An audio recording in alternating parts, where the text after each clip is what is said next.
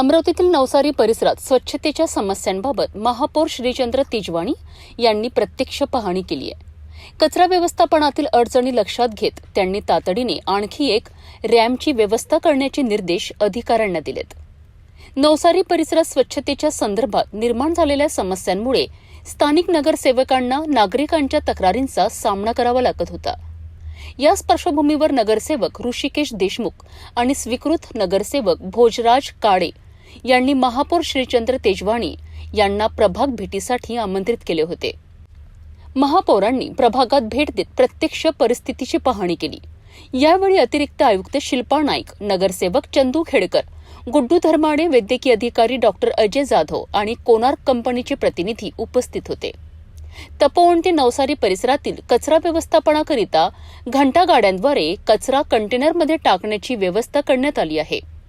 मात्र या पाहणी दरम्यान एकाच वेळी 5 ते 6 घंटागाड्या उभ्या राहत असल्याने कचरा टाकताना अडथळे निर्माण होत असल्याचे निदर्शनास आले. यामुळे स्वच्छतेच्या कामावर परिणाम होत असल्याची माहिती स्थानिक नगरसेवकांनी महापौरांना दिली. या दरम्यान वाढत्या कामाच्या प्रमाणामुळे एकाच रॅम्पवर ताण येत असल्याचे लक्षात येऊन महापौरांनी तातडीने आणखी एका रॅम्पची व्यवस्था करण्याचे निर्देश संबंधित अधिकाऱ्यांना दिलेत.